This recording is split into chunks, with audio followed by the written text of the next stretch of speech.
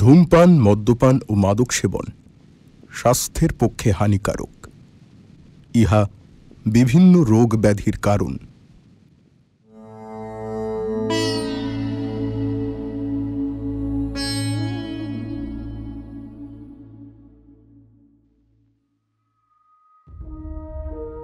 নমস্কার, আমি আকাশ, আর আপনারা শুনছেন সাহিত্য সমাহার। সাহিত্য সমাহারে আজ শুনবেন শ্রী অভিক সরকার রচিত প্রফেসর চিন্তাহরণ মুখার্জি সিরিজের তৃতীয় গল্প, একটি নিখুঁত আত্মহত্যা। বন্ধুরা, আপাতত এটি এই সিরিজের অন্তিম গল্প। ভবিষ্যতে এই সিরিজের গল্প লেখা হবে কিনা এবং লেখা হলেও আমাদের চ্যানেলে আসবে কিনা তা সম্পূর্ণভাবে নির্ভর করছে কেবলমাত্র লেখকের উপর। ফেসবুক এবং অন্যান্য সোশ্যাল মিডিয়া প্ল্যাটফর্মে লেখককে এই সিরিজটি কন্টিনিউ করার জন্য আপনারা পারলে অবশ্যই আবেদন করবেন এবং সেই সঙ্গে সাহিত্য সমাহারকে ট্যাগ করতেও ভুলবেন না। বর্তমান বাংলা সাহিত্যের পাঠক এবং শ্রোতাদের কাছে অভিক সরকার একটি জনপ্রিয় নাম। মূলত হরর এবং তন্ত্রজড় থেকেই তাঁর পরিচিতি। তবে তাঁর লেখনীর ব্যাপ্তি যে সাহিত্যের বিভিন্ন আঙ্গিকে, ইতিমধ্যেই লেখক তার কলমের জাদুতে তা প্রমাণ করেছেন।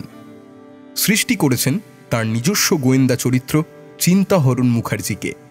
ইতিমধ্যেই এই সিরিজের প্রথম দুটি গল্প আপনারা সাহিত্য সমাহারে শুনেছেন এবং যথেষ্ট ভালোবাসাও প্রকাশ করেছেন।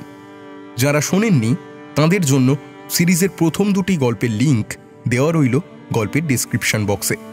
আপনারা সেখান থেকে চাইলে গল্প দুটি শুনতে পারেন। আজ শুনবেন এই সিরিজের তৃতীয় গল্প, একটি নিখুঁত আত্মহত্যা। গল্পটি প্রথম প্রকাশিত হয় কিশোর ভারতী মে 2023 সংখ্যায়। গল্পের মুখ্য ভূমিকায় প্রফেসর চিন্তাহরণ মুখার্জি এবং মনুচেন্দ্র।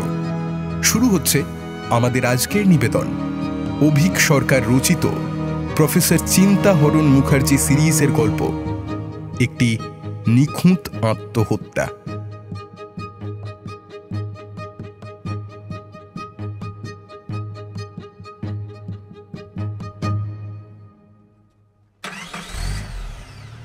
উপরতলা থেকে নির্দেশ পাওয়া মাত্রই বেরিয়ে পড়েছিল মনুচেন্দ্র। তার বাড়ি থেকে দমদম এয়ারপোর্ট যেতে খুব কম করে হলেও 1 ঘন্টা তো লাগেই। এখন বাজে 9:30।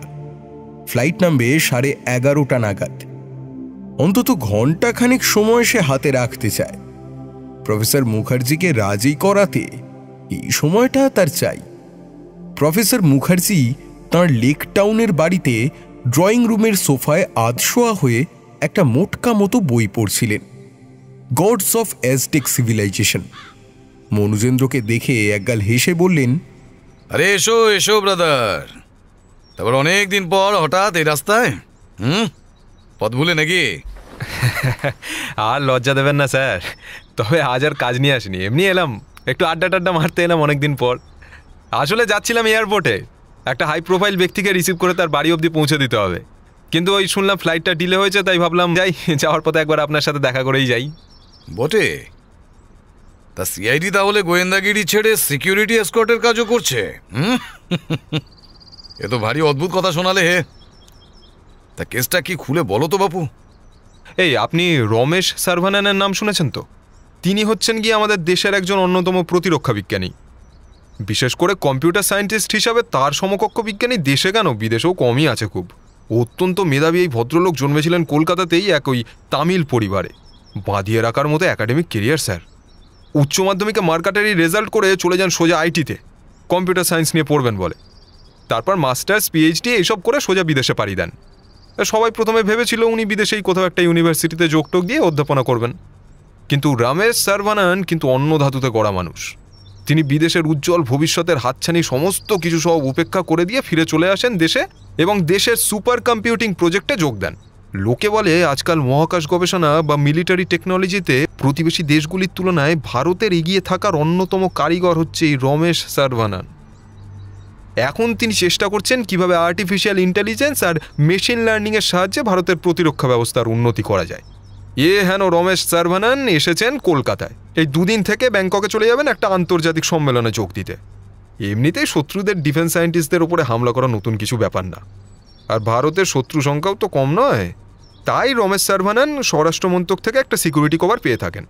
এই কদিন কলকাতা পুলিশকেই তার দেখভাল করতে হবে, সেই নিয়ে একটা টিম গঠন করা হয়েছে, আর কোনো একটা অজ্ঞাত কারণে সেই টিমে আমাকেও সামিল করা হয়েছে। তাই হাই প্রোফাইল বিজ্ঞানীটির কে কে আছেন কলকাতায়? না, কলকাতায় কেউ নেই। বাবা মা মারা গেছেন বহুদিন হলো। এক ভাই আছে, তিনি অস্ট্রেলিয়াতে থাকেন। নিজের ব্যবসা আছে কিসের একটা। কালে ভদ্রে কলকাতায় আসেন, আবার কয়েকদিন থেকে চলে যান। হ্যাঁ, দুই ভাইয়ের কেউই বিয়ে করেননি, একেবারে হাত পা ছাড়া নির্ঝঞ্ঝাট লাইফ। বাড়িতে তাহলে থাকে কে? মানে কেয়ারটেকার গোছের কেউ নেই? হ্যাঁ, পরিষ্কার জানি না, আজ কথা হলে জানতে পারবো। তা বলছি, যাবেন নাকি একবার? কোথায় যাব? এই রমেশবাবুর সঙ্গে একটু আলাপ করতে। মানে এ কি রথের মেলা নাকি, নাকি পাড়ার মাচা ফাংশন যে দেখতে যাব? আহা, তা নয়, আপনি একটু আমার সঙ্গে সঙ্গে থাকবেন এই আর কি।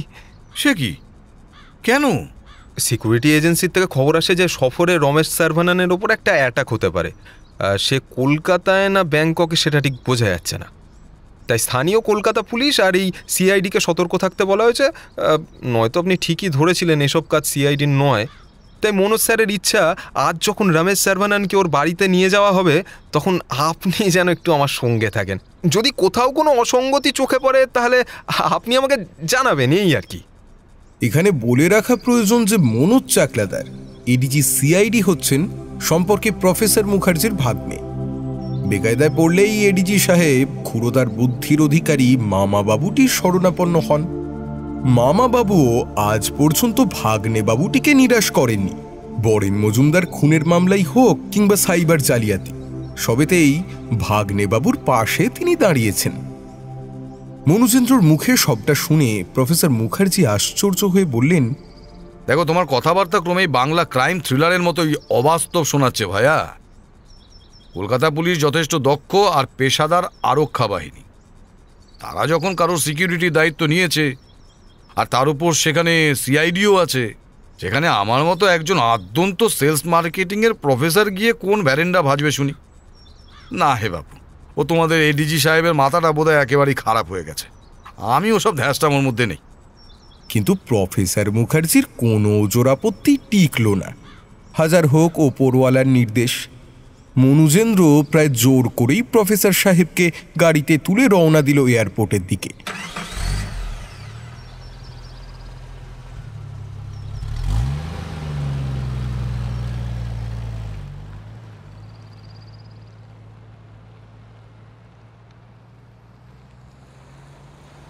রমেশ সার্ভানানের সঙ্গে প্রফেসর মুখার্জির প্রথম মোলাকাতটা খুব একটা সুখের হলো না। ভদ্রলোক এমনিতেই একটু রুক্ষ মেজাজের। প্রফেসর মুখার্জির পরিচয় শুনে ভ্রু কুঁচকে জিজ্ঞাসা করলেন, যেখানে কলকাতা পুলিশ আর সিআইডি আমার সিকিউরিটির দায়িত্ব নিয়েছে, সেখানে who is he? What is his role here? He certainly does not look like a police or security personal. He have the directives and clearance from top level, sir. And what do you mean by top level? ADG CID and Commissioner of Police, sir. শ্রাগ করলেন রমেশ সার্ভানান। তারপর হাতে ছড়িটা উঁচিয়ে professor মুখার্জির দিকে তাক করে কিছু একটা বলতে যাচ্ছিলেন, তার আগেই প্রফেসর মুখার্জি সামান্য হেসে বললেন, hi Ramesh, my name is C Mukherjee, Chintaharan Mukherjee. I am a professor and I have been appointed by ADG CID to look after your security. Hope you will cooperate with us. Ramesh শুনে থমকে গেলেন রমেশ সার্ভানান। তিনি স্যার শুনতে অভ্যস্ত। একবার খড়ো চোখে প্রফেসর মুখার্জিকে দেখে নিয়ে বললেন, I say, বাংলার পুলিশ আর নিজেদের ওপর ভরসা রাখতে পারছে না, প্রফেসর অ্যাপয়েন্ট করতে হচ্ছে। তা আপনি কোন সাবজেক্টের প্রফেসর শুনি? বলছি, আমরা কি আলোচনাটা গাড়িতে যেতে যেতে করতে পারি না স্যার? Okay, let's proceed. আর প্রফেসর সাহেব, আপনি একটু আমার গাড়িতে আসুন তো। কোন কোন সাবজেক্ট পড়ান একটু খোঁজখবর নিই।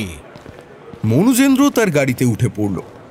প্রফেসর মুখার্জিকে বগল দাবা করে রমেশ সার্ভানান তাঁর জন্যে আনা কলকাতা পুলিশের গাড়িতে উঠে পড়লেন। দুটো পুলিশের জিপ তাঁদের ফলো করতে লাগলো। রমেশ সার্ভানানের বাড়ি পৌঁছতে বাজল প্রায় 1টা। গাড়ি থেকে নেমে মনোজেন্দ্র দেখল প্রফেসর মুখার্জি আর বিজ্ঞানী প্রবরের মধ্যে বেশ ভাব হয়ে গিয়েছে। দুজনেই হেসে হেসে কথা বলছেন। রমেশবাবু ব্যাগ থেকে চাবি বার করে মনোজেন্দ্রর হাতে দিলেন। কলকাতা পুলিশ আর সিআইডির একটা ছোট যৌথ বাহিনী আধুনিক যন্ত্রপাতি আর স্নিফার ডগ সঙ্গে নিয়ে বাড়ির দখল নিল। তারা চেক করে দেখবে বাড়িতে কোথাও কেউ বিস্ফোরক জাতীয় কিছু লুকিয়ে রেখে গেছে কিনা। অকুস্থলে উপস্থিত ছিলেন লেক থানার OC Ajay Sasmal, young officer, দেখতে বেশ সুদর্শন। মনোজেন্দ্রকে দেখে হেসে এগিয়ে এলেন তিনি। কি খবর দাদা, সব ওকে তো? আসার পথে কোনো অসুবিধা হয়নি তো? আরে না, তেমন কিছু হয়নি, তবে অত্যন্ত খরুস টাইপের লোক। প্রফেসর মুখার্জিকে ইনভলভ করা হয়েছে শুনে মুখটা বেঁকে এমন মিন করলেন যে যেন মনে হচ্ছে যেন পুলিশ টুলিশ কোনো কমবেরই না, আমরা যেন অপদত্ত ঢেঁড়স ইত্যাদি ইত্যাদি। একবারে কি যে লোকটা না, দেখে কিন্তু মনে হচ্ছে না। দিব্যি তো হাসি মুখে আড্ডা দিচ্ছিলেন। কে জানে প্রফেসর সাহেব কোন মন্ত্রে বুড়োকে আবার ঠান্ডা করলেন। একটু পরে পুলিশের টিম বেরিয়ে এসে অজয় শাসমলকে অল ক্লিয়ার রিপোর্ট দিল। রমেশ সার্ভানন প্রফেসর মুখার্জির কাঁধে হাত দিয়ে বললেন, আসুন, এক কাপ কফি খেয়ে যান।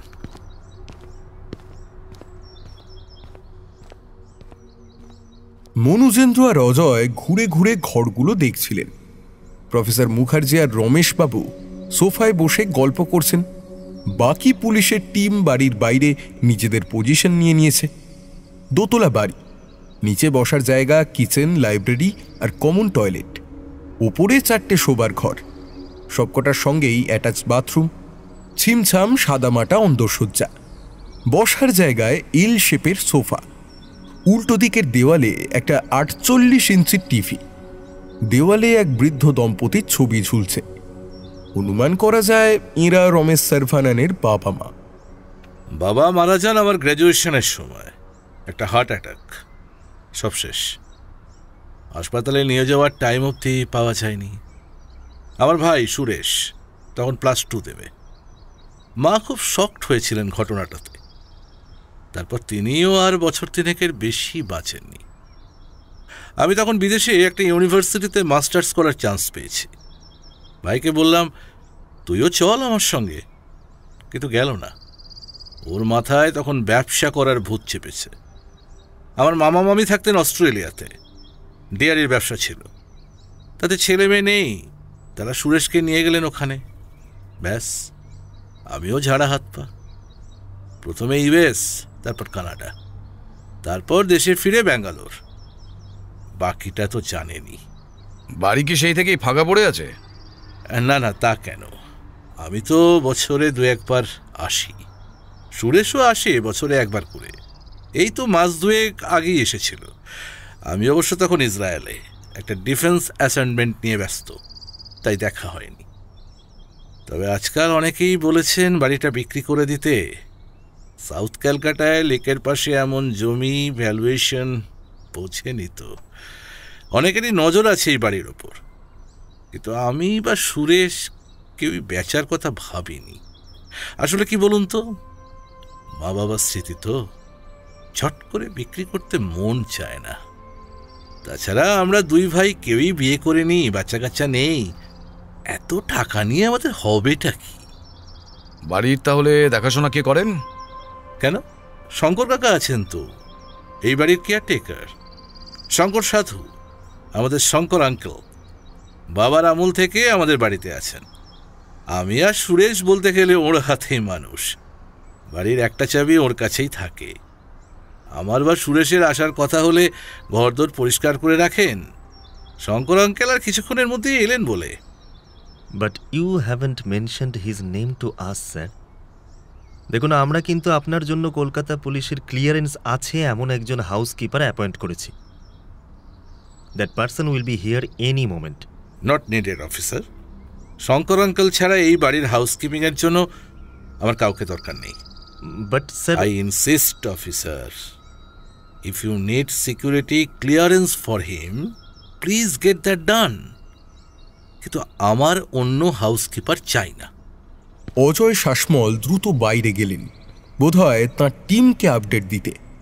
এদিকে রমেশ সার্ভানন নিজেই উঠে গেলেন কফি বানাতে। কম্পিউটিং ছাড়া আর একটি কাজে আমি ভালো পারি, কফি বানাতে। নীলগিরির সেরা কফি সঙ্গে করে এনেছি, কে দেখুন কেমন লাগে। আবার সেই মিষ্টভাষী অতিথিপরায়ণ ভদ্রলোক। কে বলবে একটু আগেই হঠাৎ উত্তেজিত হয়ে উঠেছিলেন ইনি। মনুজেন্দ্র প্রফেসরকে ফিসফিস করে জিজ্ঞাসা করল, তা বলছি পটালেন কি করে? সেলসে 20 বছর চাকরি করছি হে, লোক পটানোটা আমার স্পেশাল স্কিলের মধ্যেই পড়ে। তো কথা বলে কি বুঝলেন? প্রতিভাবান সন্দেহ নেই, তবে স্বভাবে পাগলাটে, খুব সম্ভবত বাইপোলার ডিসঅর্ডারের পেশেন্ট। বোধহয় ব্লাড প্রেশারও আছে, ঘন ঘন মুড চেঞ্জ হয়, লন্ডনের ওয়েদারের মতো। 4 কাপ কফি নিয়ে এলেন রমেশ সার্ভানন, সঙ্গে কিছু কুকিজ। ট্রেটা সামনে রেখে তিনি বললেন, কফিটা খেয়ে দেখুন, এই জিনিস কলকাতায় পাবেন না। কুকিজটাও কেরালার এক স্পেশাল বেকারি থেকে সঙ্গে করে এনেছি। ট্রের উপরে রাখা 4র্থ কাপটা অজয় শাসমলের। তিনি ঘরে ঢোকার সঙ্গে সঙ্গে পিছনে পিছনে ঢুকলেন এক বৃদ্ধ ভদ্রলোক। খুব সম্ভবত ইনি শঙ্কর সাধু। তিনি এসেই হাউমাউ করে চেঁচিয়ে উঠলেন, রমেশ বাবা, কেমন হুজ্জত বলো দেখি। এত বছর ধরে এই বাড়ির সেবা করেছি, তোমাদের অন্ন খেয়েছি, কই কোনোদিন পুলিশ টুলিশের হ্যাঙ্গামে জড়াতে হয়নি। আজ এসব কি হচ্ছে বলো দেখি। চিন্তা করো না কাকা, এসব রুটিন চেক আপ। আমি ওদের বলে দেব, তোমাকে আর যেন না বিরক্ত করে। তারপর তোমার খবর বলো, মেয়ে যাবে কেমন আছে, আর তোমার ওই আর্থারাইটিসের ব্যথাটা। এরপর দুপক্ষের কিছু সুখ দুঃখের কথা হলো।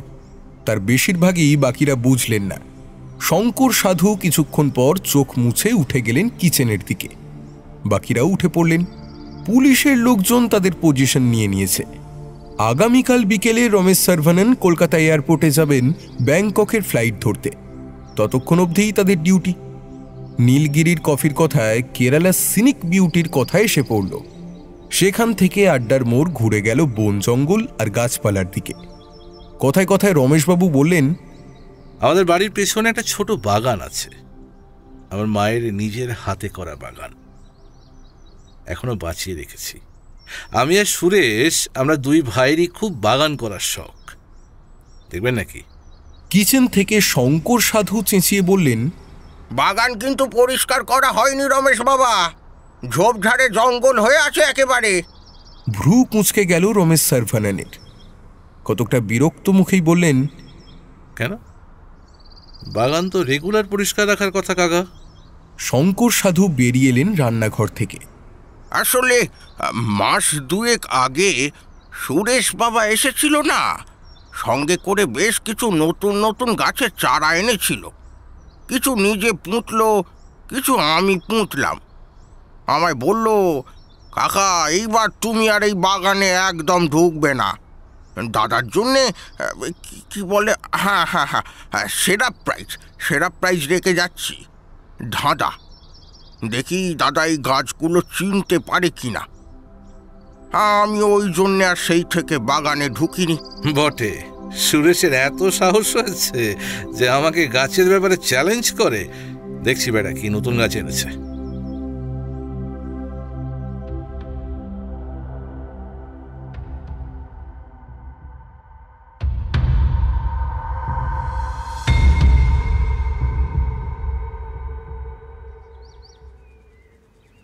পরের দিন প্রফেসর মুখার্জির ঘুম ভাঙল স্ত্রীর ধাক্কা ধাক্কিতে। ওগো ওঠো, মনোজ 4 বার ফোন করে তোমাকে খুঁজেছে। দেখো কোথায় আবার কি হলো। মুখার্জি সাহেব চশমা পরেই মোবাইল ফোনটা তুললেন। 17টা মিসড কল, 7টা মনোজের, 10টা মনুজেন্দ্রর। বুকের ভেতরটা ধরাস করে উঠল মুখার্জি সাহেবের। ধর্মর করে উঠে বসলেন বিছানার উপর। লাস্ট মিসড কলটা মনুজেন্দ্ররই।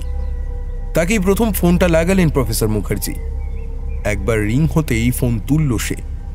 কোনো রকম হাই হ্যালো গুড মর্নিং ইত্যাদি ফর্মালিটিসের মধ্যে সে গেলই না। শুধু প্রচণ্ড টেন্সড স্বরে বলল, hello sir, Ramesh Saravanan committed suicide last night sir. আপনি শিগগিরই ওর বাড়িতে চলে আসুন স্যার। এক নিঃশ্বাসে কথাগুলো বলে ফোন কেটে দিল মনুজেন্দ্র। প্রফেসর মুখার্জি খানিকক্ষণ হতভম্ব হয়ে বসে রইলেন, তারপর প্রায় লাফিয়ে নামলেন বিছানা থেকে। বাথরুমের দিকে দৌড়তে দৌড়তে স্ত্রীর উদ্দেশ্যে একটা হাঁক ছাড়লেন তিনি। রমা, এমার্জেন্সি সিচুয়েশন, আমার জন্য ব্রেকফাস্ট বানাতে যেও না, আমি রাস্তায় কিছু একটা খেয়ে নেব।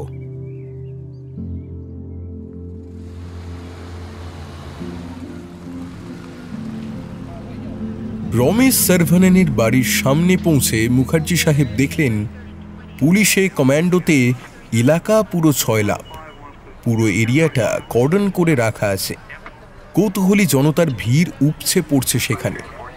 প্রফেসর মুখার্জিকে গাড়ি থেকে নামতে দেখে অজয় শাসমল দৌড়ে এলেন। স্যার, স্যার আপনি এসেছেন? কি কাণ্ড দেখুন দেখি স্যার, আমরা তো জাস্ট হতভম্ব হয়ে গেছি। কি করে যে কি হলো কিছুই বুঝতে পারছি না। কি হয়েছেটা কি? ওই কেয়ারটেকার ভদ্রলোক, শঙ্কর সাধু না কি যেন নাম, সকালে এসে কলিং বেল টিপে দেখেন কেউ দরজা খুলছে না।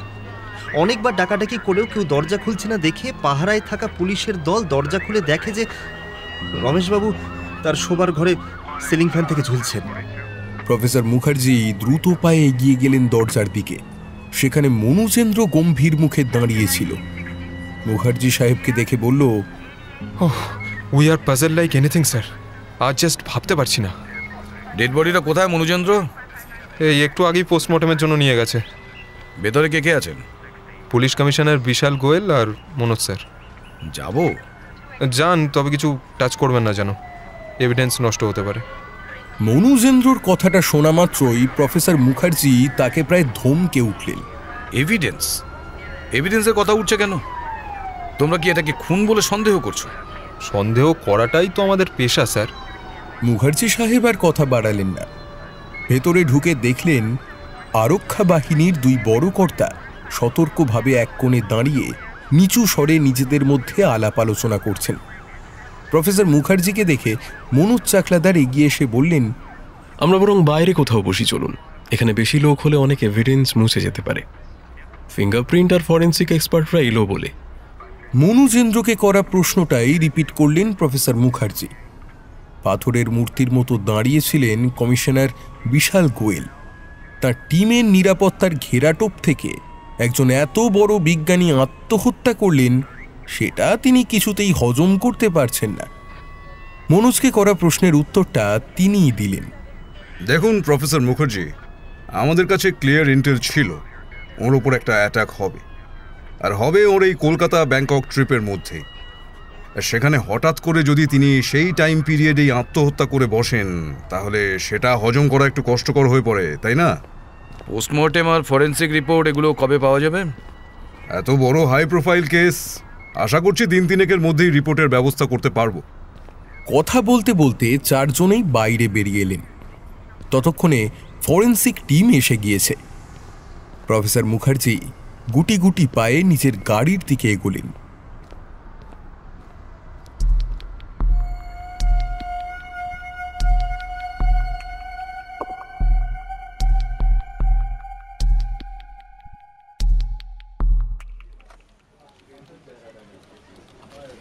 চার দিন পরের কথা। মনোজ চাকলাদারের কেবিনে বসে কথা বলছিলেন বিশাল গোয়েল আর প্রফেসর মুখার্জি। মনুজেন্দ্র এক কোণে পাথরের মতো মুখ করে বসে রয়েছে। সব রিপোর্ট চলে এসেছে। তার কপি রুটিন মাফিক দিল্লিতে স্বরাষ্ট্র মন্ত্রকে পাঠিয়ে দেওয়া হয়েছে। সেখান থেকে নিয়মিত তাগাদা আসছে কেসটার একটা ক্লোজারের জন্য। তাহলে কেসটা কি দাঁড়ালো mister Chakladar? Confirm suicide? Yes mister Goel, সমস্ত রিপোর্ট ইন্ডিকেট করছে সুইসাইড ছাড়া আর কিছু হতেই পারে না। কোথাও কোনো ধস্তাধস্তির চিহ্ন নেই, বডিতে কোনো উন্ড বা ইঞ্জেকশনের দাগ নেই। ইনফ্যাক্ট সারা বাড়িতে শঙ্কর সাধু আর রমেশ সার্ভানান ছাড়া আর অন্য কোনো ফিঙ্গারপ্রিন্টই নেই। আর অপরাধী যদি হাইলি ট্রেইনড অ্যাসাসিন হয়, ফিঙ্গারপ্রিন্ট বা অন্য ট্রেস ক্লিন আপ করতে সর্বোচ্চ স্তরের পারদর্শী হয়, তারও কোনো চান্স নেই। ভিসেরাতে পয়জন বা অন্য কিছু ট্রেস পাওয়া যায়নি। গান শট বা অন্য উন্ডের তো প্রশ্নই ওঠে না। এমনকি আমরা রেডিও অ্যাক্টিভ পয়জনিং এর দিকটাও চেক করেছি। খুনের কোনো চেষ্টার কোনো প্রমাণ নেই।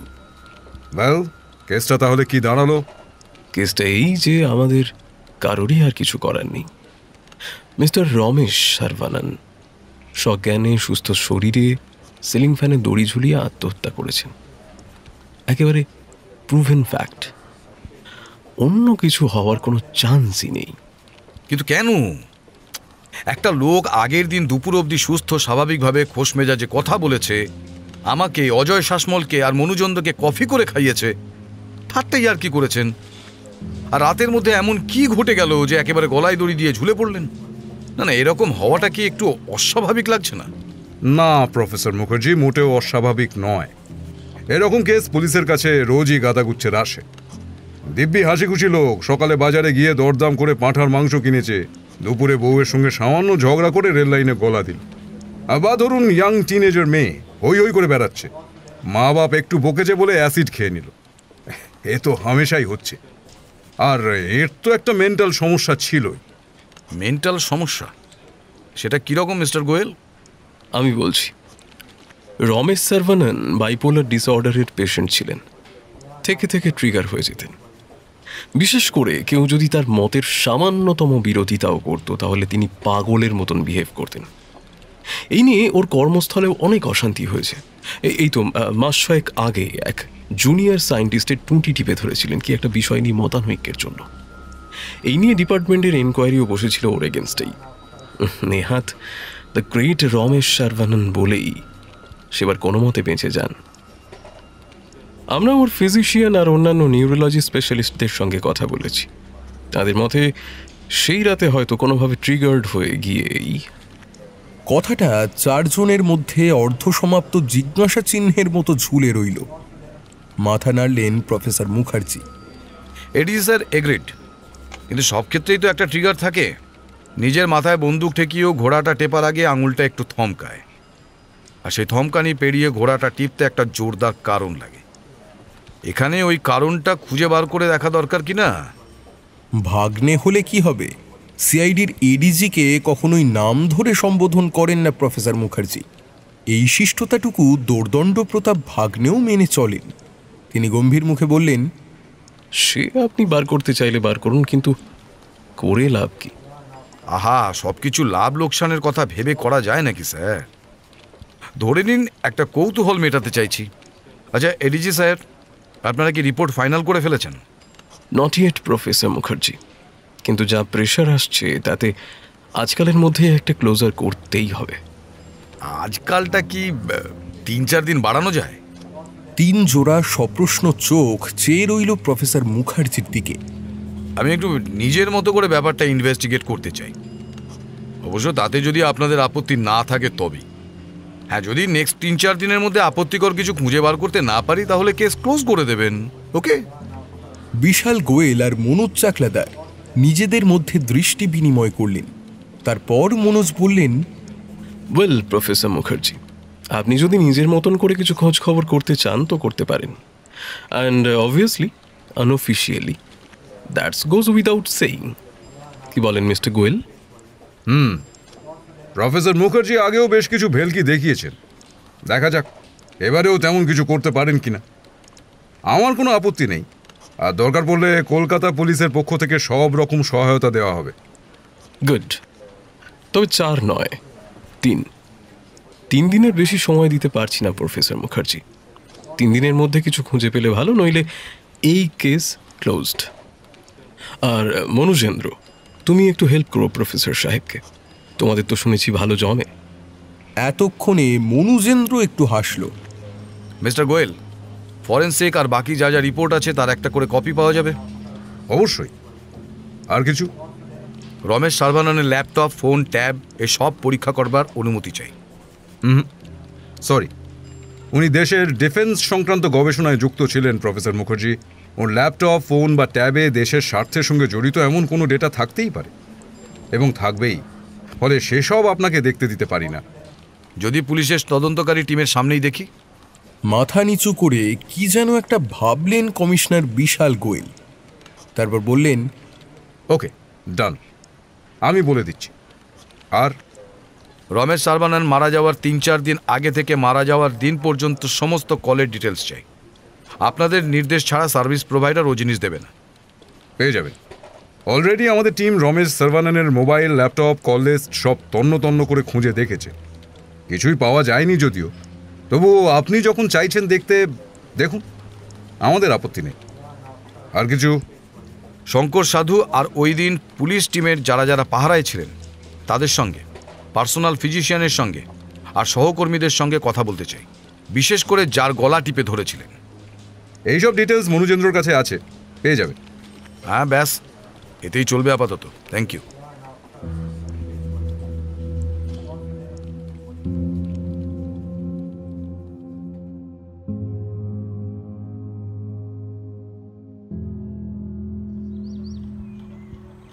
আপনি কতদিন ধরে এ বাড়িতে কাজ করেন শঙ্করবাবু?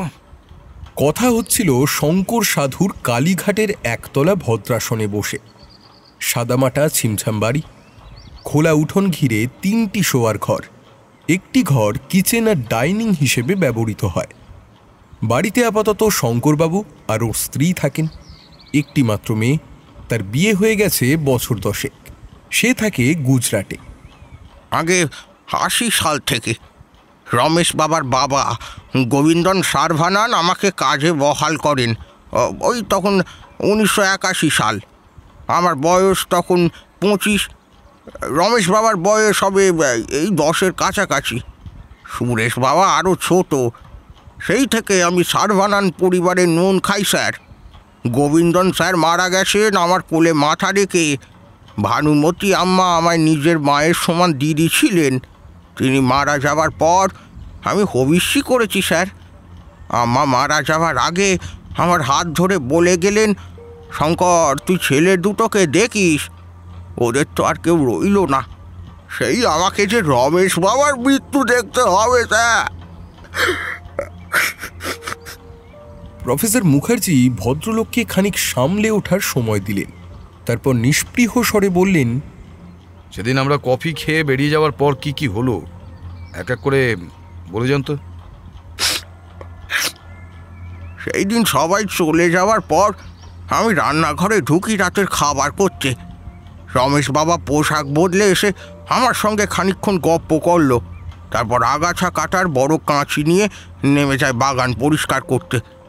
ঘন্টা 2 পর যখন সে ফিরে আসে তখন প্রায় 4টে বাজে। রমেশ বাবা ঘেমে একেবারে জবে হয়ে গিয়েছিল। আমার ততক্ষণে খাবার বানানো শেষ।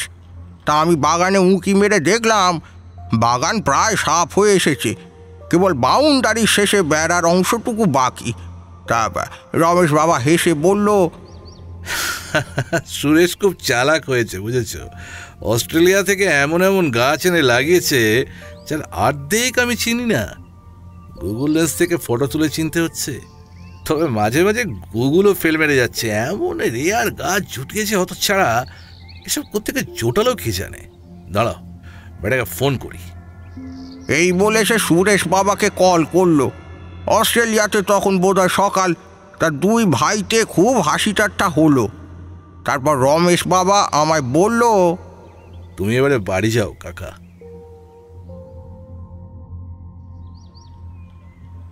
তখন কটা বাজে? এই ধরুন বিকেল 4টে তখন। তারপর আর কি, আমি ওর ওষুধ গুছিয়ে বাড়ি চলে এলাম। তখনও অবধি রমেশবাবুর আচার আচরণে কোনো অস্বাভাবিকতা দেখেছিলেন? না স্যার, মা কালীর কিরে করে বলছি, রমেশ বাবা একদম সুস্থ স্বাভাবিক ছিলেন। আর এই সুস্থ স্বাভাবিক মানুষটাই রাতের মধ্যেই আত্মহত্যা করে ফেললেন। আমি কি করে বলবো স্যার, রমেশ বাবা যে পাগলামির ঝোঁকে। পাগলামির ঝোঁকে? রমেশবাবু পাগল ছিলেন নাকি? কে বলল আপনাকে? আসলে রমেশ বাবা তো ছোটবেলা থেকেই একটা মাথার ব্যামো ছিল। থেকেই রেগে যেতেন, জিনিসপত্র ছোঁড়াছুড়ি করতেন, মাঝে মাঝে তো মারধরও। মানে কাকে মারধর করতেন রমেশ সার্ভানান? আগে দেখুন শঙ্করবাবু, সত্যি কথাটা না বললে কিন্তু আমরা সঠিক তদন্তের দিকে এগোতে পারবো না।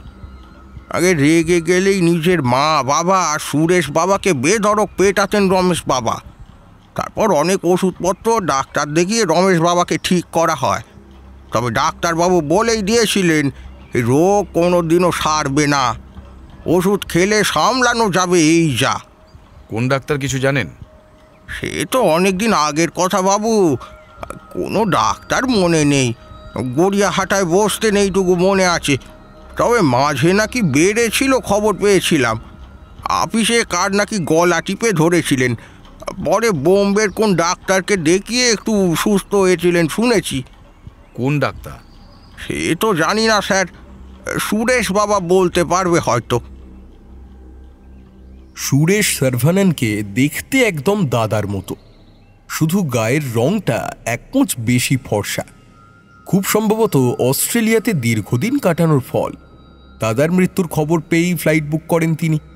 এসে পৌঁছেছেন দিন দুয়েক হলো। দাদার মৃত্যু যে ওকে নাড়িয়ে দিয়েছে সেটা দেখেই মালুম হচ্ছিল। বিধ্বস্ত চেহারা, চোখ কোটরে বসে গিয়েছে, গালে অনেক দিনের না কামানো দাড়ি। মনে হচ্ছে দ্বিতীয়বার পিতৃহারা হলাম। এই পৃথিবীতে আমার আর আপনজন বলতে কেউ রইল না, কেউ না। মা বাবা মারা গেছেন সেই কবে। মামা মামি যারা ও দেশে নিয়ে গেলেন তারা, আর এবার দাদাও। আমার আর আপন কেউ রইল না।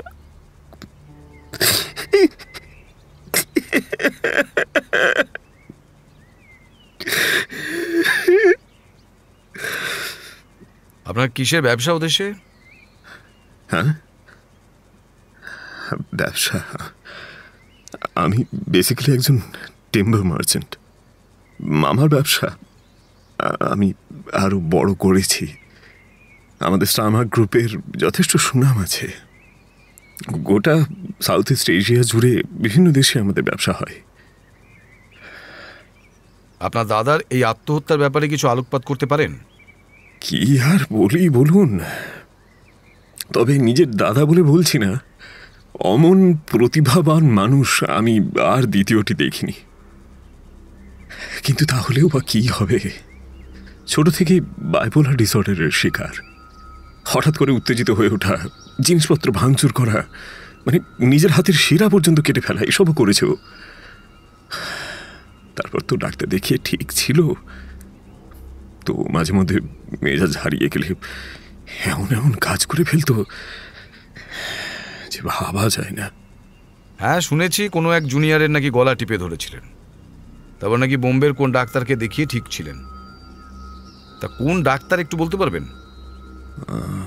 কোন ডক্টর যেন, নামটা মনে পড়ছে না। এক মিনিট। বিড়বিড় করতে করতে নিজের ফোন ঘাঁটতে লাগলেন সুরেশ। একটু পরেই মুখ উজ্জ্বল হয়ে উঠল ওর।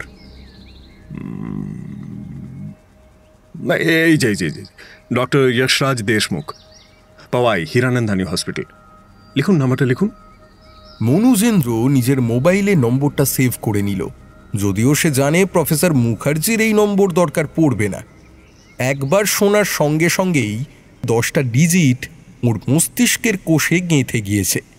আর কিছু বলতে পারেন আপনার দাদার ব্যাপারে? মানে কোনো বিশেষ চারিত্রিক বৈশিষ্ট্য? অদ্ভুত প্রতিভাধর মানুষ ছিল আমার দাদা। ক্লাস 9-এ 12 ক্লাসের ক্যালকুলাস শিখে ফেলেছিল নিজেই। আর অসাধারণ শ্রুতিধর ছিল, একবার যা শুনতো আর ভুলতোই না, যাকে বলে ওই এডিকটিক মেমোরি। কার্ডস আর চেস খেলতো একেবারে বিশ্ব চ্যাম্পিয়নদের মতো। কোনো বিশেষ শখ আহ্লাদ? মানে নেশার কথা জানতে চাইছেন? না, ওই দিক থেকে দাদা ছিল একেবারে পাক্কা ব্রহ্মচারী। মদ সিগারেট তো জীবনে ছুঁয়েও দেখেনি, আর খুব পরিষ্কার পরিচ্ছন্ন হয়ে সব কিছু মানে টিপটাপ গুছিয়ে রাখতে ভালোবাসত। এটা তো প্রায় ওর ওসিডির পর্যায়ে পৌঁছে গেছিল। ওর জিনিসে হাত দিলে বা গুছিয়ে রাখার চেষ্টা করলে ভয়ঙ্কর রেগে যেত বাবারে। বুঝলাম। তা আপনি আছেন কদিন আর? আর দিন তিনেক আছেই। ওদিকে অনেকগুলো কাজ আটকে আছে, আর আমি তো না গেলেই নয়, বুঝতেই পারছেন। বাড়িটার কি হবে কিছু ভেবেছেন? না, এখনো কিছু ঠিক করিনি। আমি বা দাদা এবারই বেচার কথা ভাবিনি কোনো দিন, কিন্তু এখন বোধহয় ভাবতে হবে। আমার তো আর কেউ রইল না বলুন দেশে, আর আশা হবে কি না জানি না। বেকার বেকার ফেলে রেখে কি লাভ, তার চেয়ে বেঁচে একটা অংশ শঙ্কর আঙ্কেলকে দিয়ে বাকিটা ভাবছি দাদার স্মৃতিতে একটা স্টুডেন্ট স্কলারশিপ চালু করে দেব। প্রফেসর মুখার্জি আর মনুজেন্দ্র উঠে পড়ল। অনেক কাজ বাকি এখনো।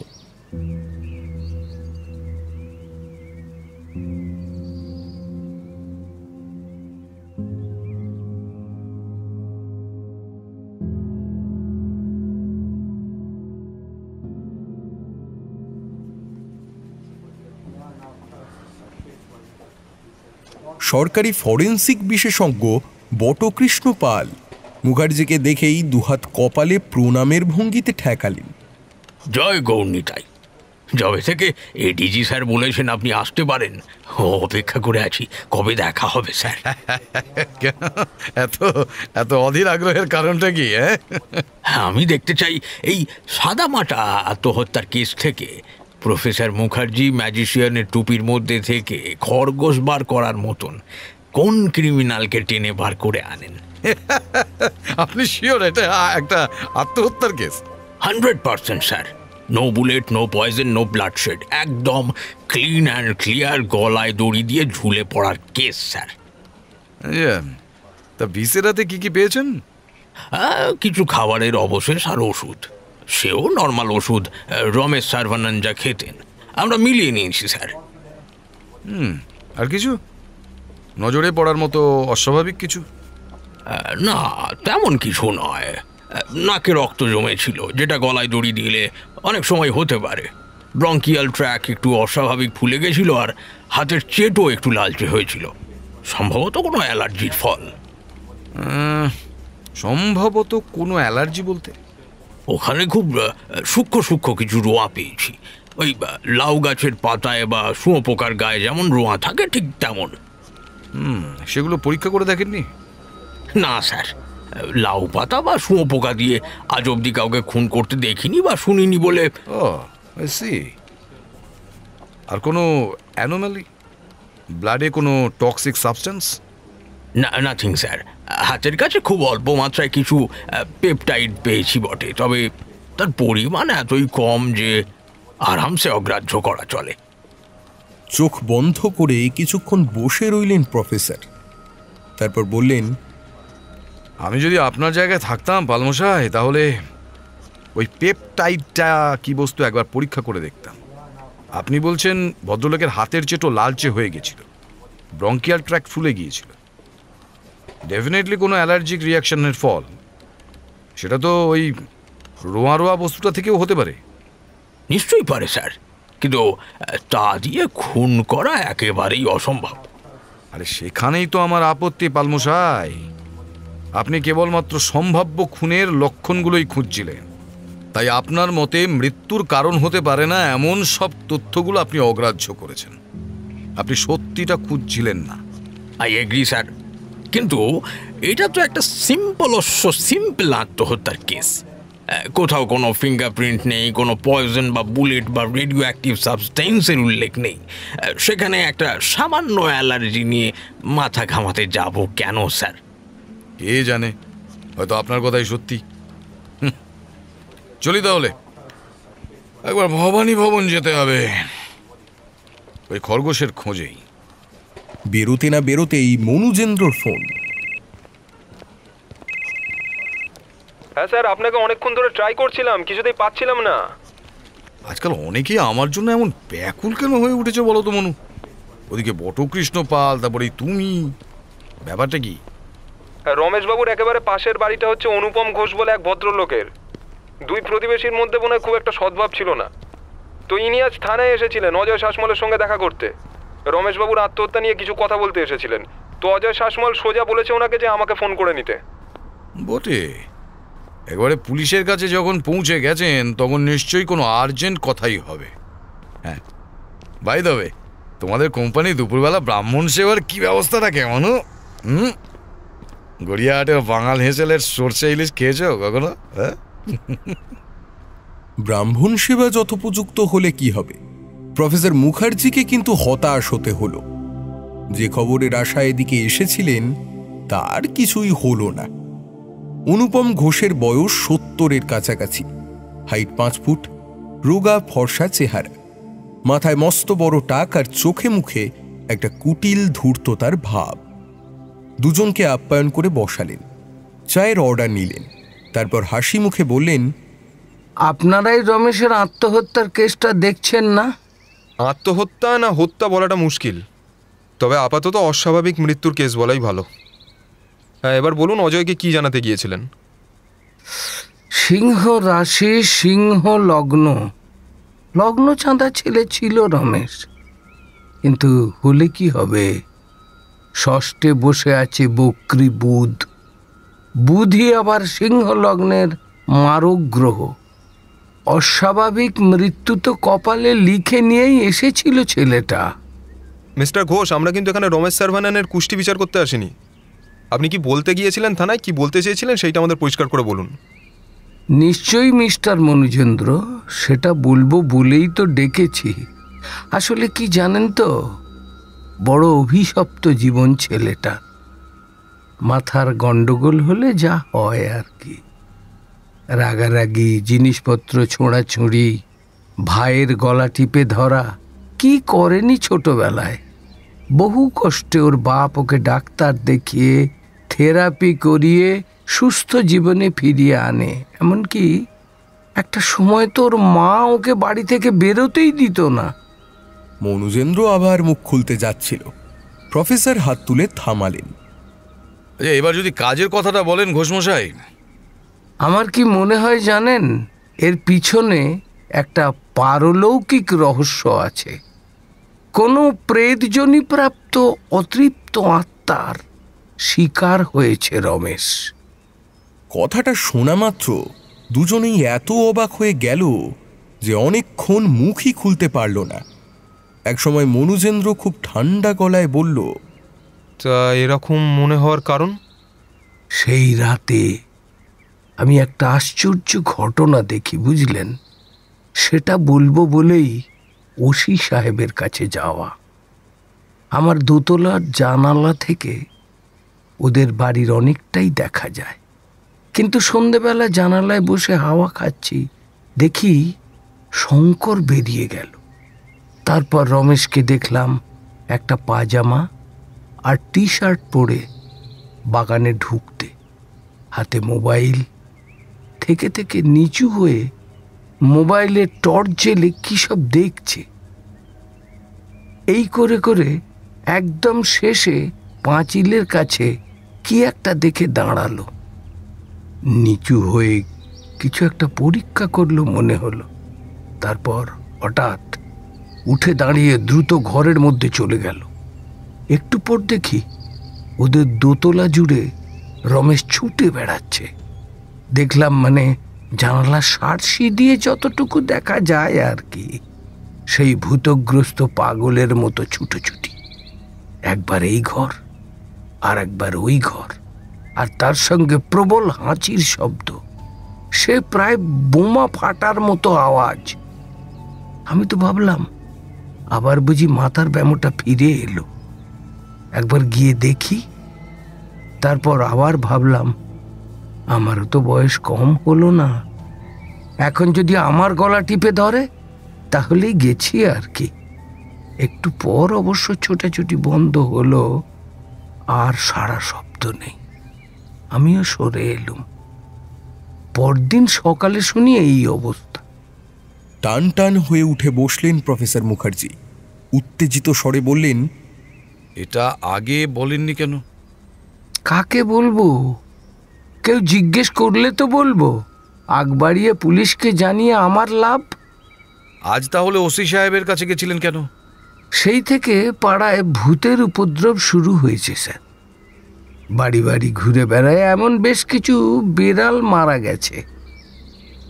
সেদিন একটা কুকুর কি করে যেন ওদের পাঁচিল ডিঙিয়ে ঢুকে পড়েছিল।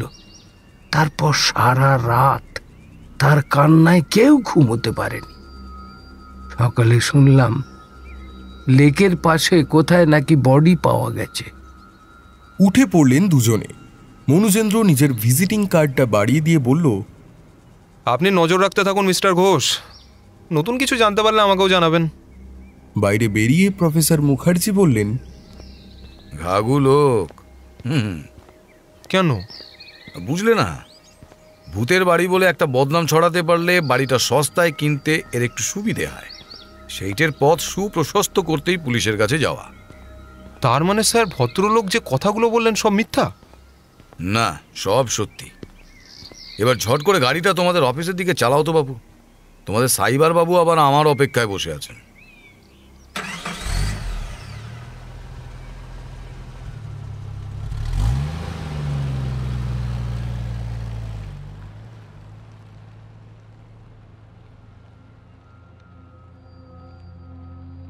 সিআইডি সাইবার বাবু সৌরভ মিত্রও কোনো আশার কথা শোনাতে পারলেন না অধ্যাপক মশাইকে। সিআইডি সাইবার বিশেষজ্ঞরা আগেই রমেশ সার্ভানানের সমস্ত ডিজিটাল কমিউনিকেশন চেক করে দেখেছেন, কিন্তু কোনো থ্রেট, স্ক্যাম, স্ক্যান্ডেল বা অন্য কোনো সাসপিশিয়াস অ্যাক্টিভিটির কোনো চিহ্নই নেই। বিজ্ঞানী প্রবরের সমস্ত online and offline footprint clean and clear.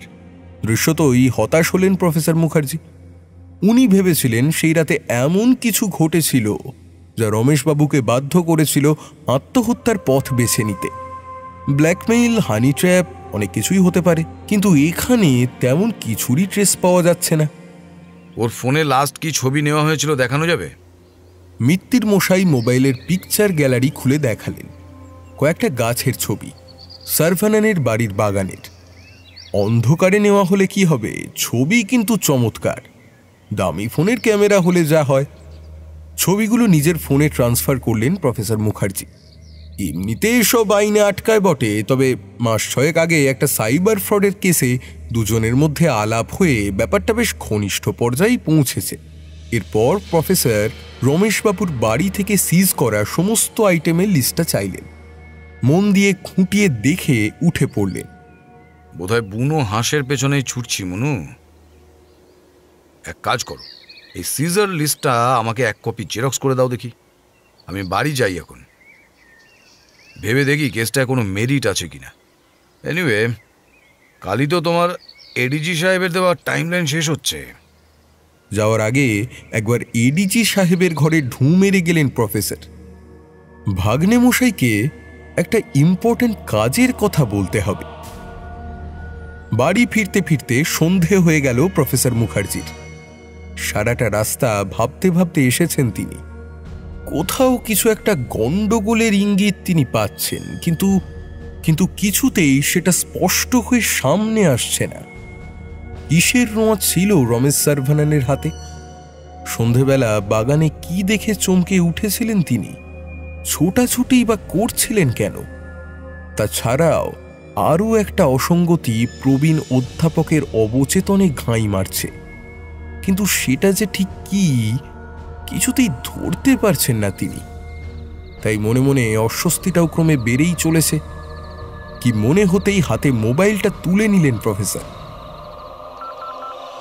10টি ডিজিট ডায়াল করলেন, যা ওর মস্তিষ্কের খাঁজে খাঁজে লুকিয়ে রয়েছে। ওপাশে রিং হতেই একটা ভারী গলা ভেসে এলো। Doctor Jashraj Deshmukh speaking. অল্প কথায় পুরো ব্যাপারটা গুছিয়ে বললেন প্রফেসর। শেষে জিজ্ঞাসা করলেন, আপনি মিস্টার রমেশ সার্ভানানকে কোন ওষুধ প্রেসক্রাইব করেছিলেন একটু বলতে পারবেন প্লিজ? সরি, এইভাবে আমি আমার কোনো পেশেন্টের চিকিৎসার ডিটেলস আননোন পারসনকে দিতে পারি না। আর যদি সেটা দেশের নিরাপত্তা সংক্রান্ত কিছু হয়? সেক্ষেত্রে দিতে পারি বটে, but before that I need to confirm your identity. Doctor দেশমুখকে মুখার্জি সাহেবের ফোন নাম্বার দিয়ে আনমনে খেতে বসলেন মুখার্জি সাহেব। স্ত্রী খাবার বেড়ে দিতে দিতে বিড়বিড় করতে লাগলেন, কে কোথায় গলায় দড়ি দিয়ে মরেছে, আর ইনি চললেন তার ভূতের শ্রাদ্ধ করতে। বলি, কি দিয়ে খাচ্ছ দেখেছো একবার? প্রফেসর মুখার্জি কিছু উত্তর দিলেন না, চুপচাপ খেয়ে দিয়ে উঠে পড়লেন। একটু পরেই হোয়াটসঅ্যাপে একটা পিডিএফ ফাইল ঢুকলো, রমেশ সার্ভানানের প্রেসক্রিপশন দেখতে দেখতে ভ্রু কুঁচকে গেল প্রফেসরের। দ্রুত উঠে গিয়ে সিজার লিস্টের কপিটা নিয়ে এলেন। কিন্তু সেটা ভালোভাবে দেখার আগেই মনোজের ফোন। উনি হ্যালো বলার আগেই ওপার থেকে স্বর ভেসে এলো দোর্দণ্ড প্রতাপ এডিজি সাহেবের। খবর আছে মামা বাবু। বলুন ভাগ্নে বাবু। একটা ছোট খবর আর একটা বড়, কোনটা আগে দেব? আগে ছোটটাই দিন। শঙ্কর সাধুর সঙ্গে মেয়ে জামাইয়ের তুমুল ঝামেলা চলছে। মেয়ে বাপের ওপর চোটপাট করছে মোটা টাকা চেয়ে। জামাই কলকাতায় ফিরে এসে ব্যবসা করতে চায়। আর বড়টা? সুরেশ সার্ভানেনের ব্যবসার অবস্থা ভালো না, বাজারে প্রচুর ধার দেনা। ভদ্রলোকের চালচলন রয়েছি হলে কি হবে, দেনায় গলা অব্দি ডুবে আছে। তো এ আর নতুন কি কথা? ব্যবসায়ীদের জীবনে এরকম হতেই পারে। আগে আগে পুরোটা শুনুন। রিসেন্টলি সুরেশ সার্ভানেনের সঙ্গে কিছু সাসপিসিয়াস লিঙ্কের খোঁজ পাওয়া গেছে ডার্ক নেটের থ্রু দিয়ে। কেউ বা কারা সুরেশ সার্ভানেনের সঙ্গে যোগাযোগ করেছে একটা ডিলের ব্যাপারে, কয়েক কোটি টাকার ব্যাপার। দেখো, শিল্পপতি মানুষ, দেনায় ডুবে আছে, টাকার দরকার হতেই পারে, এতে আশ্চর্য হওয়ার কি আছে? Why dark net? And why from a Pakistani group called Nishan-e-Rasool? বটে। এই গ্রুপের কাজ হচ্ছে অ্যান্টি ইন্ডিয়া হেট্রেড ছড়ানো, ইয়াং মুসলিম ছেলেদের র্যাডিক্যালাইজ করা আর ফান্ড মোবিলাইজ করা। র কনফার্ম করেছে যে এই গ্রুপটাকে কলমে আইএসআই চালায়। ইন্টারেস্টিং। আর আপাতত সুরেশ সার্ভানেন রয়ের সাইবার সেলের র্যাডারে আছে। এসব আমার জানার কথা নয়, অনেক কষ্টে পাত্তা লাগিয়েছি। কিন্তু এর সঙ্গে রমেশ সার্ভানেনের আত্মহত্যার কোনো সম্পর্ক আছে বলে তো মনে হচ্ছে না। যখন রমেশ আত্মহত্যা করছেন তখন সুরেশ কয়েক হাজার কিলোমিটার দূরে। সেটাই তো মোস্ট বাফলিং থিং মামা বাবু। আরও দু একটা কথা বলে ফোন রাখলেন প্রফেসর। সঙ্গে সঙ্গে গিন্নি এসে মুখ ছামটা দিয়ে বললেন, অনেক হয়েছে, এবার কোলেস্টেরল আর ট্রাইগ্লিসারাইডের ওষুধ খেয়ে আমাকে উদ্ধার করলে কৃতার্থ হই। ওষুধটা একটু খুঁজে এনে দাও তো, কোথায় রেখেছি মনে পড়ছে না। কেন সব কিছু আমাকে মুখের সামনে ধরে দিতে হবে কেন? নিজের ওষুধ নিজে গুছিয়ে রাখতে পারো না? কোথাও কিছু নেই। আচমকা লাফিয়ে উঠলেন প্রফেসর মুখার্জি, বিস্ফারিত চোখে বললেন, হ্যাঁ কি বললে? আবার বলো। বলি নিজের ওষুধটা একটু নিজে গুছিয়ে রাখতে পারো না? কথাটা শোনা মাত্রই প্রফেসর মুখার্জির উত্তেজনার দেখে কে গিন্নিকে জড়িয়ে ধরে রীতিমতো এক পাক নেচে নিলেন তিনি। আরে হলোটা কি? কি হলো? ছাড়ো ছাড়ো, পড়ে যাব তো, ছাড়ো। উচ্ছ্বাসিত ভঙ্গিতে দ্রুত মোবাইল তুলে মনুজেন্দ্রকে ফোন করলেন প্রফেসর। কয়েকটা নির্দেশ দিয়ে মোবাইলটা খুলে বসলেন। রমেশ সার্ভানেনের ক্যামেরায় তোলা শেষ ছবিগুলো গুগল লেন্সে ফেলে একের পর এক দেখতে লাগলেন।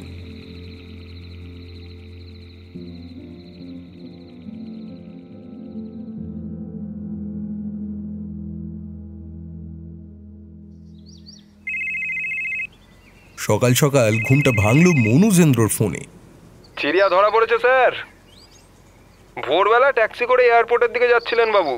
এই গোল পার্কের কাছে আমাদের লোক আটকে লেক থানায় নিয়ে আসে, কিন্তু ভদ্রলোক হেবি তর্জন গর্জন করছে স্যার। ভদ্রলোক তো এমনিতেই অস্ট্রেলিয়া সিটিজেন। কোনো সলিড গ্রাউন্ড ছাড়া যদি বেশিক্ষণ আটকে রাখি স্যার, তো বিদেশ মন্ত্রককে জবাব দিয়ে করতে হতে পারে। চিন্তা করো না, ওকে চুপ করিয়ে বসিয়ে রাখার মন্ত্র তোমাকে কানে কানে বলে দিচ্ছি মনু। কিন্তু তুমি এত সকালে চিড়িয়ার উড়ালের খবর পেলে কি করে?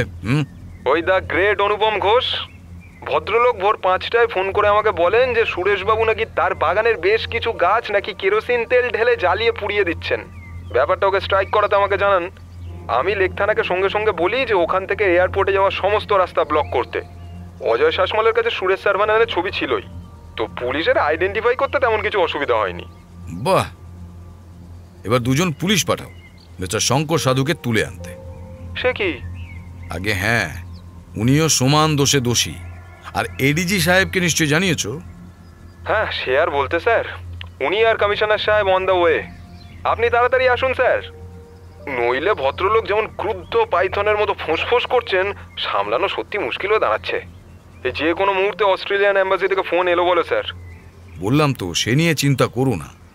সুরেশবাবুর কানে আমার দেওয়া গুরুমন্ত্রটি একবার উচ্চারণ করুন, দেখবে ক্রুদ্ধ পাইথন কেমন নিরীহ কেন্নর মতো গুটিয়ে গেছে। কি মন্ত্র স্যার? গিম্পি গিম্পি।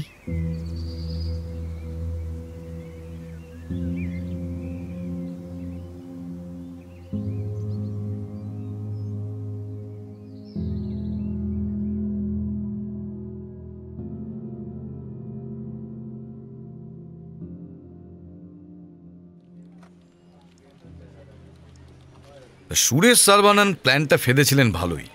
দাদাকে নিখুঁত প্ল্যান করে আত্মহত্যা করতে বাধ্য করা গেল, অথচ ঘটনাটা যখন ঘটল তখন তিনি অস্ট্রেলিয়াতে বসে।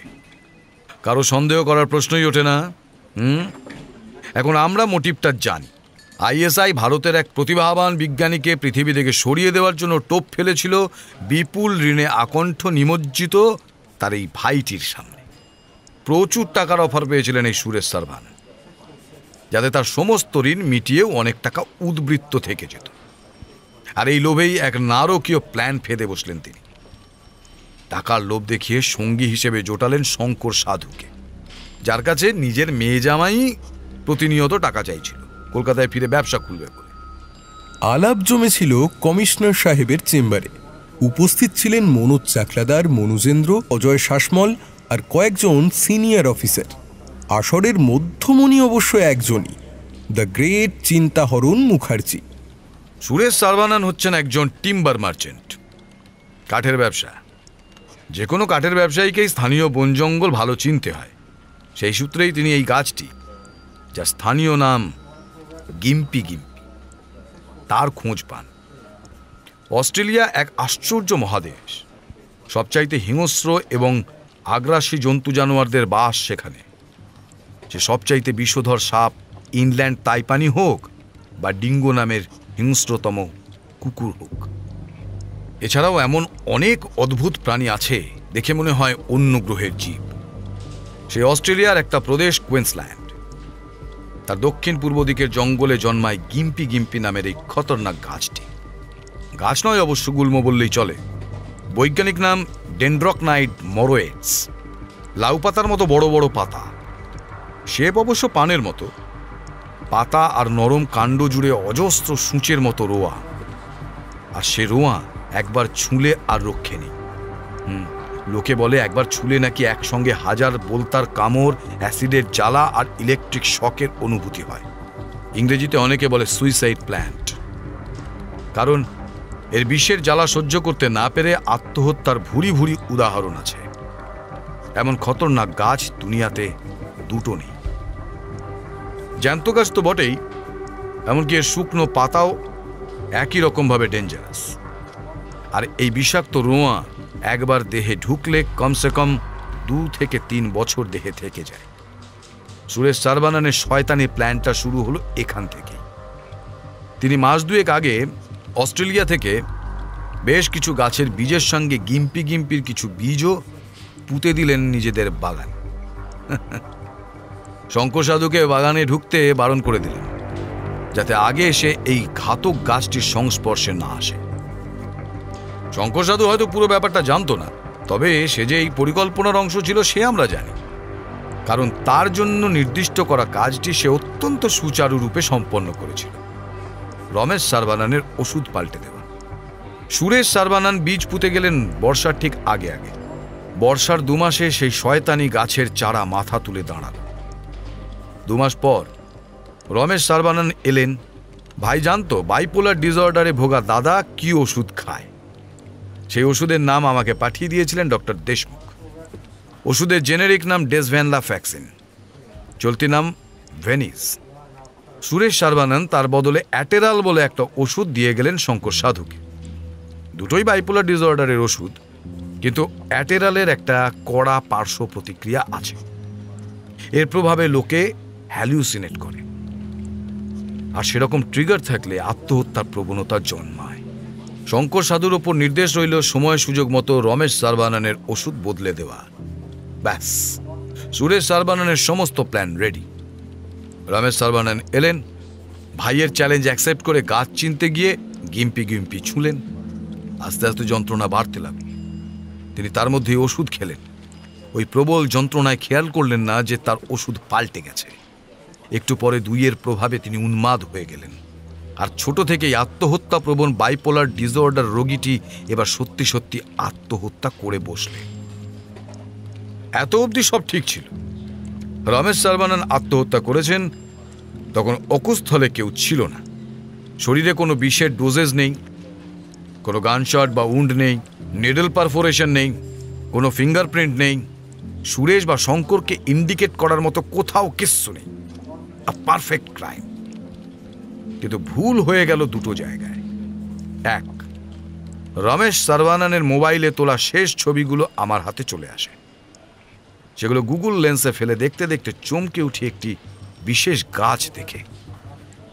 গিম্পি গিম্পির ব্যাপারে ভাষা জানা ছিল। গুগল লেন্স জানিয়ে দেয় ওই প্রাণঘাতী গাছটি উপস্থিত আছে সারভানানদের বাগানে।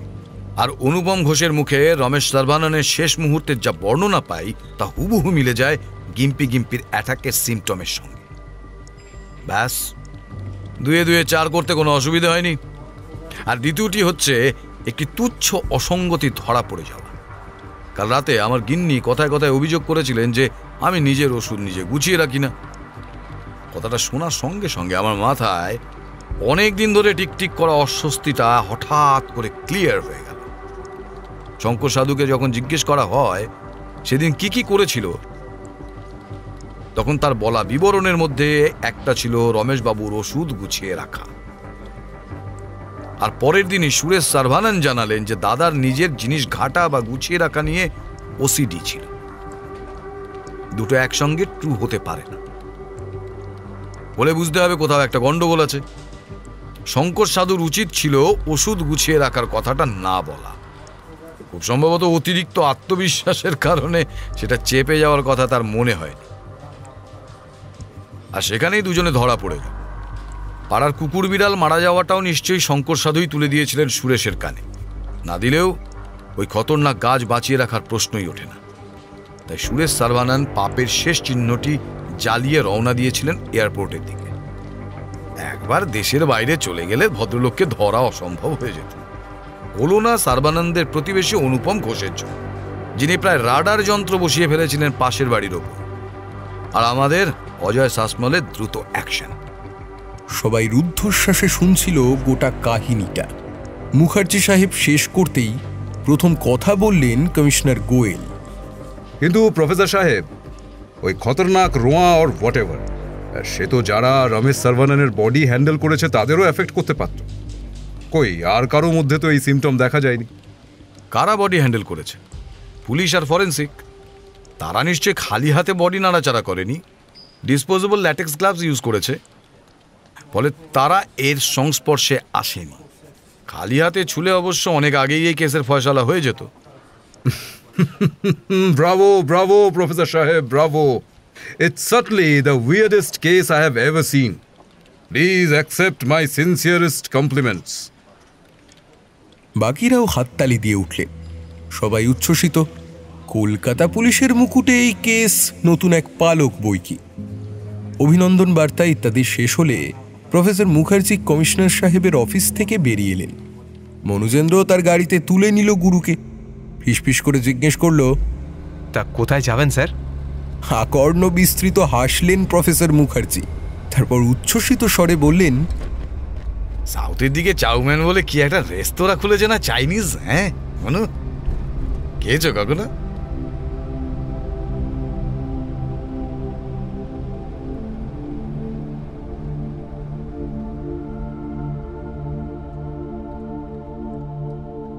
সাহিত্য সমাহারে আজ শুনছিলেন অভিক সরকার রচিত প্রফেসর চিন্তাহরণ মুখার্জি সিরিজের তৃতীয় এবং আপাতত অন্তিম গল্প, একটি নিখুঁত আত্মহত্যা। আজকের গল্পে প্রফেসর চিন্তাহরণ মুখার্জির চরিত্রে সমীরণ, মনুজেন্দ্রের চরিত্রে শুভ্রদীপ, প্রফেসর মুখার্জির স্ত্রী রমার চরিত্রে অর্পিতা, অনুপমের চরিত্রে গৌরবাগ, মনোজ চাকলাদার এবং বটকৃষ্ণের চরিত্রে কৌশিক, রমেশ সারভানানের চরিত্রে জ্যোতির্ময়, সুরেশ সারভানানের চরিত্রে এনামুল, কমিশনার বিশাল গোয়েলের চরিত্রে সৌরিন, ওসি অজয়ের চরিত্রে অরিজিৎ এবং গল্পের সূত্রধার গল্পপাঠ ইয়াশরাজ ও শঙ্কর কাকার ভূমিকায় এবং সমগ্র পরিচালনায় আমি আকাশ। আজকের গল্পে শ্রুতিনাট্য রূপদানে নার্গিস, শব্দগ্রহণে শ্যামলোক স্টুডিও থেকে মৈনাক, শব্দ সংযোজনে ফিনিক্স অডিওভার্স থেকে প্রিয়াঙ্কা, আবহ নির্মাণে ফিনিক্স অডিওভার্স থেকে শুভজিৎ এবং প্রচ্ছদ অঙ্কনে অর্ক চক্রবর্তী। কেমন লাগলো আমাদের নিবেদন অবশ্যই কমেন্ট সেকশনে লিখে জানাতে ভুলবেন না। ভালো লাগলে অবশ্যই লাইক এবং সাবস্ক্রাইব করে সাহিত্য সমাহারের পাশে থাকবেন। এছাড়া গল্পের শুরুতে দেওয়া ইউপিআই আইডি অথবা কিউআর কোডটি স্ক্যান করে সাহিত্য সমাহারকে আপনারা আর্থিকভাবেও সাহায্য করতে পারেন। সাহিত্য সমাহারকে ফলো করুন ফেসবুক এবং ইনস্টাগ্রামে, আর সরাসরি যোগাযোগের জন্য ব্যবহার করুন ডেসক্রিপশনে দেওয়া আমাদের মেল আইডিটি। আজ তাহলে এই পর্যন্তই। দেখা হচ্ছে আগামী সপ্তাহে সম্পূর্ণ ভিন্ন স্বাদের আরেকটি গল্প নিয়ে। সকলে ভালো থাকুন, সুস্থ থাকুন আর শুনতে থাকুন সাহিত্য সমাহার।